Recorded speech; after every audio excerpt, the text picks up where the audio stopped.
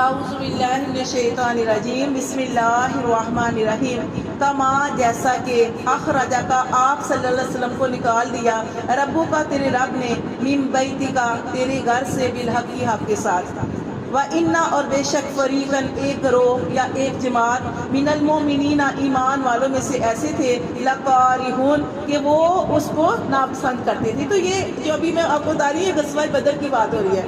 غزوہ بدر میں کیا ہوا تھا پہلے، اس سے پہلے کیا ہوا تھا؟ یہ لڑائی غزوہ بدر کیا ہوا، کب ہوا؟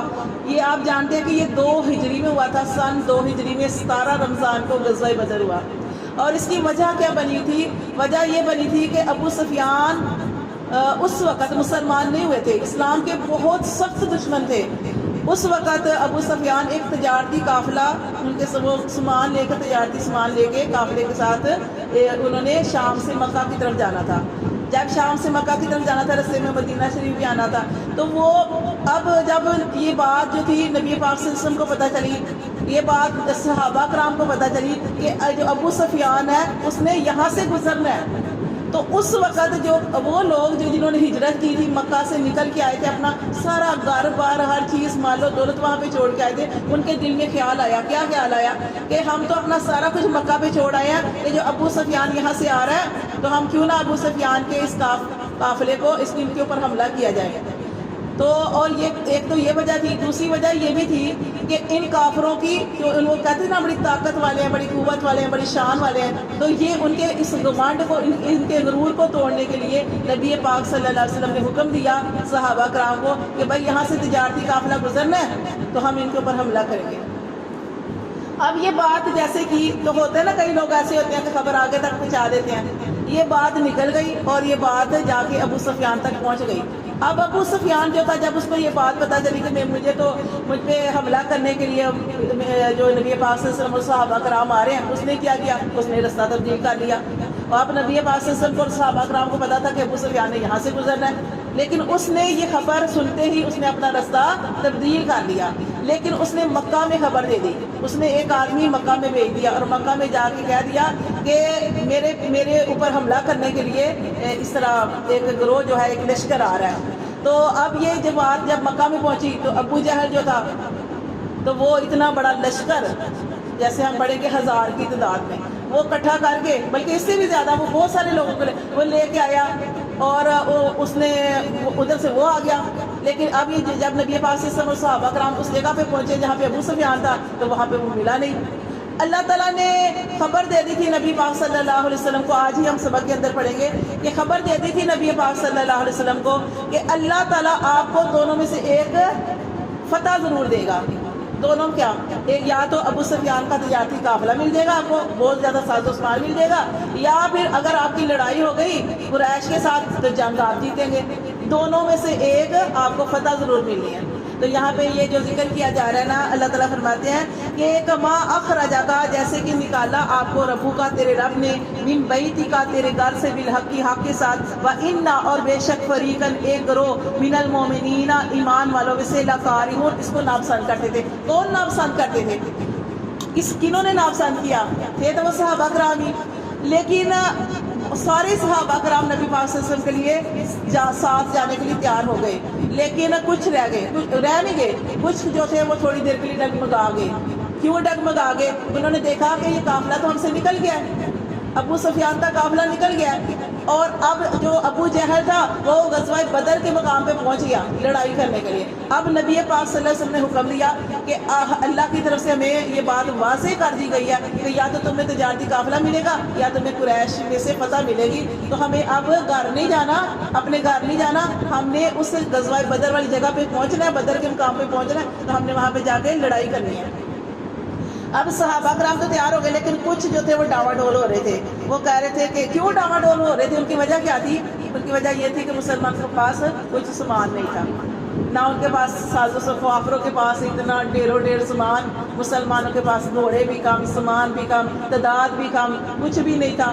تو اس وجہ سے یہ تھوڑے سے نا اس وقت ڈاواں ڈول ہو رہے تھے، لیکن اللہ تعالیٰ نے یہ دکھانا تھا یہ اصل طاقت اللہ کی طاقت ہوتی ہے، اور اصل چیز نیت ہوتی ہے. جب آپ پکی نیت کے ساتھ نکلتے ہو، پکی نیت کے ساتھ ارادہ کرتے ہو کہ یہ میں نے کام کرنا ہے، پھر آپ کے ساتھ اللہ کی مدد آ جاتی ہے. تو یہاں پہ یہ بتایا گیا کہ ایک گروہ جو تھا ایمان والوں میں سے اس لڑائی کو ناپسند کر رہا تھا، لیکن اللہ فرماتے ہیں یجادلونک، وہ آپ سے جھگڑ رہے تھے. کچھ جیسے ان کا نا سارے نہیں، کچھ صحابہ کرام وہ جھگڑ رہے تھے آپ سے فی الحق کی حق کے بارے میں، بعد اس کے ما تبینا، جبکہ خوب اللہ نے واضح کر دیا. اللہ نے واضح کر دیا تھا کہ دونوں میں سے ایک چیز آپ کو ملے گی، پھر بھی وہ آپ سے جھگڑے تھے کہ ہمیں کیوں نہیں ملا. اللہ فرماتے کہ انما، گویا کہ یساقون، ان کا حال یہ تھا کہ جیسے وہ ہانکے جا رہے ہیں الی الموت، موت کی طرف. جب ان کو دیکھا کہ ان کا ساز و سامان بھی تھوڑا ہے، گھوڑے بھی تھوڑے ہیں، اور کافروں کی تعداد 1000 ہے، یعنی مسلمانوں کی تعداد 313 آتی ہے اور کافروں کی تعداد آتی ہے 1000. اب انہوں نے دیکھا کافروں کی تعداد اتنی زیادہ ہے، ہمیں ان کے ساتھ لڑائی کرنی پڑے گی، تو ان کو ایسے اپنی آنکھوں کے سامنے اپنی موت نظر آ رہی تھی. یہاں پہ آیا کہ وہ ان کا حال یہ تھا کہ یساقون الی الموت، کو گویا وہ ہانکے جا رہے ہیں موت کی طرف، وہم ینظرون، اور وہ دیکھ رہے ہیں. کیا دیکھ رہے ہیں؟ ان کو لگ رہا تھا کہ ہم اپنے آپ کو اس جہاں سے دنیا سے جاتا دیکھ رہے ہیں، یعنی اتنا ان کا تھوڑا سا کمزور پڑ گئے تھے.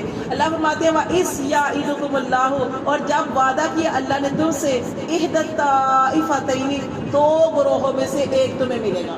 اللہ تعالیٰ نے پہلے خوشخبری سنا دی کہ اے محمد صلی اللہ علیہ وسلم اپنے صحابہ کو بتا دو کہ فتح تمہیں ہی ملے گی، لیکن تم نے مضبوط رہنا. لیکن وہ ڈاواں ڈول ہو گئے. انہوں نے کہا کہ اللہ تعالیٰ نے فرمایا کہ ایک تم میں سے ایک جماعت کو، وَإِذْ يَعِدُكُمُ اللَّهُ، جب اللہ نے وعدہ کیا، اِحْدَى الطَّائِفَتَيْنِ، کے دو گروہوں میں سے ایک تمہیں ہی ملے گا، أَنَّهَا، بے شک لَكُمْ تمہارے لیے ہے، وَتَوَدُّونَ، اور اللہ فرماتے ہیں، دیکھیں اللہ فرماتے ہیں وَتَوَدُّونَ، اور تم چاہتے تھے کیا، أَنَّ غَيْرَ ذَاتِ الشَّوْكَةِ، کہ تمہیں کانٹا بھی نہ چبھے، تَكُونُ لَكُمْ، اور فتح تمہارے لیے ہو جائے.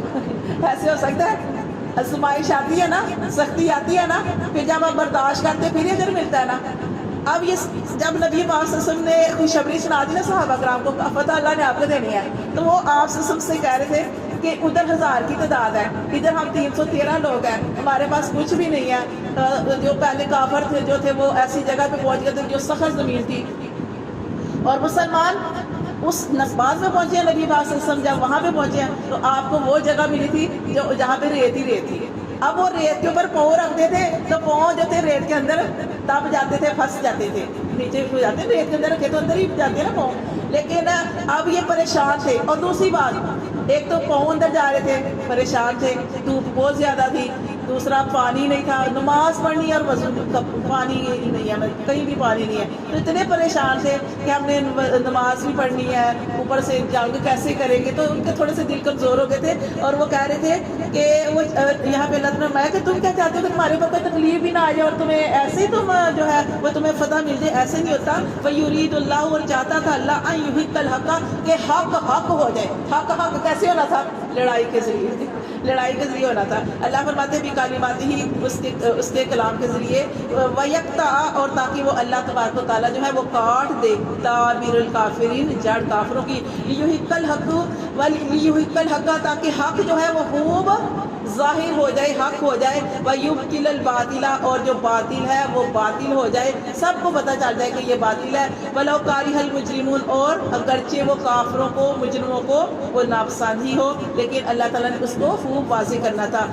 اس تستغیثون، اور جب تم فریاد کر رہے تھے ربکم، اپنے رب سے، فاستجاب لکم، پھر اللہ نے تمہاری پکار سن لی. کتنی پیاری بات ہے کہ اب یہ غزوہ بدر میں ہے، ادھر کافر جو ہے انہوں نے ناچنے گانے والی ہیں، رقص والی ہیں، ان کے لباس بھی نیم برہنہ انہوں نے لباس پہنے ہوئے ہیں، ہنس رہے ہیں، گا رہے ہیں، کھیل رہے ہیں، اپنی جماعت پہ فخر کر رہے ہیں. ہم اتنی تعداد ہے، ادھر مسلمانوں کا 313 کا لشکر ہے، نہ پانی ہے، نہ جگہ صحیح ملی ہے. اب وہ پریشان بھی ہیں، وضو بھی نہیں کر سکتے، نماز بھی نہیں پڑھ سکتے، تو وہ پریشان ہے. لیکن اللہ، جب انہوں نے دعا کی، جب نبی پاک صلی اللہ علیہ وسلم نے رو رو کے اللہ سے دعا کی، جب صحابہ کرام نے اللہ سے دعا کی کہ اللہ، کہ ہم خالص اللہ تیری رضا کے لیے یہاں پہ آئے، اور اللہ ہم کافروں سے لڑنا چاہتے ہیں، ان کی قوت، ان کی طاقت کو توڑنا چاہتے ہیں، اللہ تو ہماری مدد فرما. اللہ فرماتے ہیں فاستجاب لکم، ہم نے تمہاری پکار سن لی. اور اللہ نے، جب اللہ پکار سنتا ہے تو اللہ کیسے حالات بدل دیتا ہے. اللہ نے بارش کر دی، اللہ تعالیٰ نے بارش کر دی، جیسی ہی بارش ہوئی وہ حالات ہی بدل گئے. وہ جو بارش ہونے کی وجہ سے وہ جو کافر تھے جو تھے وہ دوسری زمین پہ تھے، ان کو پاؤں پھسلنے لگے. مسلمان ریت کے اوپر تھے، ان کے ریت جم گئی، یہ ان کے پاؤں مضبوط ہو گئے. وضو کا پانی ان کو مل گیا بارش کے ذریعے. تو یہ اللہ نے، اور دوسرا اللہ نے اس غزوے میں اور کیا کیا تھا؟ فرشتے اتارے.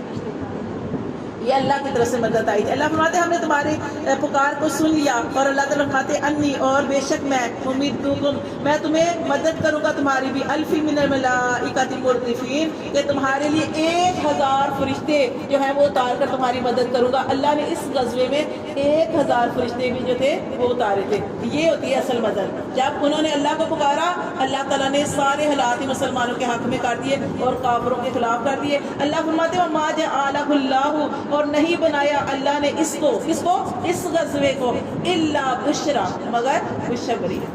کئی لوگ ہوتے ہیں نا وہ بشرا کا مطلب سمجھ آگے خوشخبری ہوتی ہے کہ جیسے کسی کے گھر بیٹا نہ ہو نا، بیٹیاں ہی ہوں، تو کچھ لوگ اپنے بیٹی کا نام بشرا رکھتے ہیں. بشرا کا مطلب خوشخبری، کہ اس کے بعد انشاءاللہ بیٹا اللہ دے گا. تو یہ بشرا کا مطلب ہوتا ہے خوشخبری. اللہ فرماتے ہیں نہیں بنایا اللہ نے اس غزوے کو مگر تمہارے لیے خوشخبری بنا لیا. وَلِتَطْمَئِنَّ، اور کیوں؟ تاکہ مطمئن ہو جائیں، بھی اس کے ذریعے، قلوبکم، تمہارے دل. وَمَن نَصْرُ، اور نہیں تھی یہ مدد، الا مگر من عند اللہ، اللہ کی طرف سے.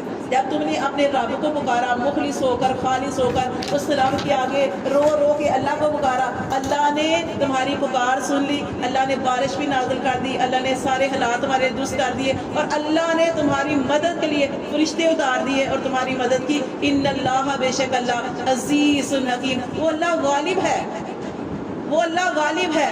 تعداد سے کوئی غالب نہیں آتا، اللہ کے کرنے سے ہوتا ہے. اللہ جو چاہتے ہیں وہی کرتے ہیں، اور اللہ جو کرتے ہیں وہ بہترین ہوتا ہے. ان اللہ، بے شک اللہ، عزیز حکیم، وہی غالب ہے اور وہی حکمتوں والا ہے. ہمیں اس کی حکمتیں بعد میں سمجھ آتی ہیں. اللہ